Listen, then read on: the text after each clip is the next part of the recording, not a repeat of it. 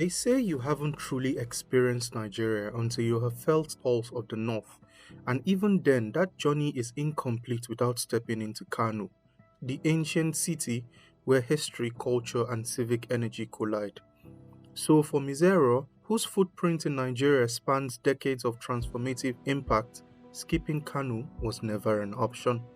Misereor's team arrived in the Pyramid City as part of their activities in the West African country, eager to reconnect with communities where their partnership has sparked real change. For over 15 years, Misereor's collaboration with the Resource Center for Human Rights and Civic Education, CHRICED, has strengthened governance and community empowerment initiatives across Kano.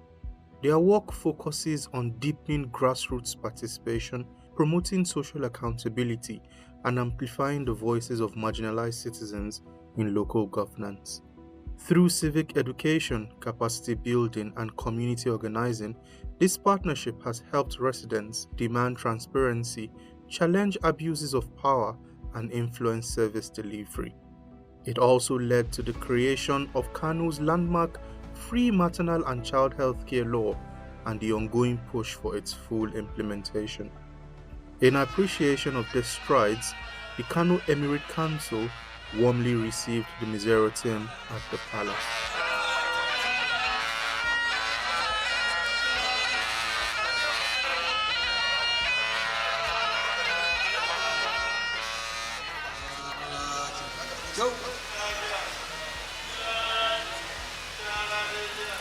The Emir of Kano, His Royal Highness Muhammad Sanusi II, offered a grand reception, taking photographs with the team and even posing with the baby of Misereor's Nigeria team lead. The team visit also coincided with CHRICED's State of the Nation press briefing, where Executive Director Dr. Ibrahim Zikirulai raised alarm over shrinking civic space, corruption, and inducement-driven political defections, weakening Nigeria's democracy. He called for urgent investigations into bribery allegations in the National Assembly and claims of kickbacks in the presidency. The recent wave of defections by opposition governors and lawmakers to the ruling party ahead of the 2027 general election is not a coincidence. It is a calculated and coordinated assault on the foundational principle of political pluralism. It is a betrayal of the democratic mandate entrusted to these officials by the people. Adding to this troubling picture is the recent claim by the chief whip of the Senate, Senator Ali Undume, who stated on national television that aides in the presidential villa demand bribes before granting access to President Bola Ahmed Tinubu. The presidency has yet to respond to this serious allegation, further deepening the perception of a government disconnected from the principles of transparency and accountability. CHRICED demands immediate, independent, and transparent investigations into these allegations. Democracy cannot thrive where corruption is normalized and accountability is absent. Dr. Zikirulai noted that hardship persists despite official claims of economic stability, with rising poverty, soaring food prices, and reckless borrowing sinking citizens deeper into despair. Rather than articulating and implementing a coherent, people-centered economic recovery plan, the federal government continues to borrow recklessly, both domestically and internationally, mortgaging the future of generations yet unborn. Even with claims of having met the 2025 internally generated revenue target as early as August, the borrowing spree continues unabated, compounding the economic strain on citizens and raising serious questions about fiscal discipline and strategic planning. He also highlighted worsening insecurity and a collapsing health sector strained further by the ongoing doctor strike. From Zafara to Plateau, Kaduna to the FCT, Anambra to Edo, Rivers to Lagos, Nigeria live in fear. Banditry, terrorism, ritual killings, and communal violence have become normalized. Farmers cannot access their lands. Children cannot attend school. Investors are fleeing. The promise of safety and security has become a distant memory for millions. Most Nigerians continue to pay out of pocket for healthcare, with individuals accounting for roughly 75% of total health spending. Enrollment in the National Health Insurance Scheme remains abysmally low, leaving millions without access to basic medical care. Compounding this crisis is the ongoing nationwide doctor strike, which has pushed the health care system to the brink of collapse. Patients are being turned away, lives are being lost, the system is failing those who need it most. The executive director showcased CHRICED's work in implementing Kano's free maternal and child health care program, describing it as a life-saving model of people-centered development. Misereor representatives at the briefing praised CHRICED's impactful interventions, especially in the health sector. On behalf of Misereor, I would like to thank CHRICED for being a long-standing partner since 2009 with our first project enhancing accountability in local governance in Gwale local government area in Kano State. Since then, we have cooperated in several project phases, and you have achieved a lot. Our current project is entitled Promotion of Democratic Participation in 2 local government areas in Kano State and began in May 2024. Your tireless work in advocating and fighting for human rights is an inspiration to us all. Your unwavering commitment to fighting for the rights of mothers and children is truly remarkable. In a world where so many people face challenges of inequality and in particularly lack of access to healthcare, your work is a beacon of hope. Participants, including faith-based organizations and other partners, showered accolades on CHRICED and even appealed for the expansion of the maternal health project beyond Kumbotso and Gwale to all 44 local government areas of the state. Intervention that CHRICED made has made Gwale local government has changed, and I'm appealing to Misereor to please more support to CHRICED so that they will cover the 44 local government, the 2 local government that are benefiting of this, and I'm happy for my local government to be among. And I need more intervention in that local government. So this impact, it makes impact in the society where women are being educated and then sensitized to make sure that they access the health care, especially pregnant women. They access health care in the facility for safe delivery, to save themselves and then to save the babies. In terms of democracy and good governance, they have actually displayed some level of professionalism, and now they decide to mainstream into health, and they are doing very well in 2 local governments, Kumboso and Gwale, and they have actually improved the life of the local people in Gwale and Kumboso. Actually, I've been one of the women lead advocacy committee. I lead the advocacy committee with the program in CHRICED, and it has really been impactful because most of the activities we had with CHRICED, other organizations even replicated it.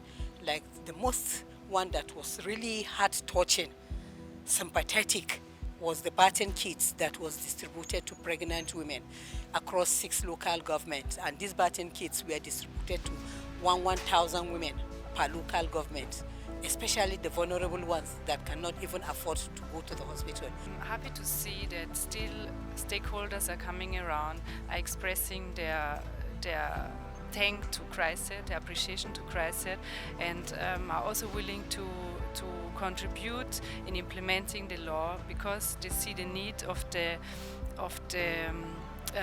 maternal, newborn and child health care, that it's very important that people have access to free health care, especially these needy ones. So I appreciate that, and I appreciate that so many people came around, and I'm so happy that me as a representative of Misereor is part of that, and that we can be a partnership of CHRICED in this challenging time as well in Nigeria. Another key stop was the Kano State House of Assembly, where lawmakers have consistently supported CHRICED's work and strengthened Misereor's partnership in the state. The team was warmly received.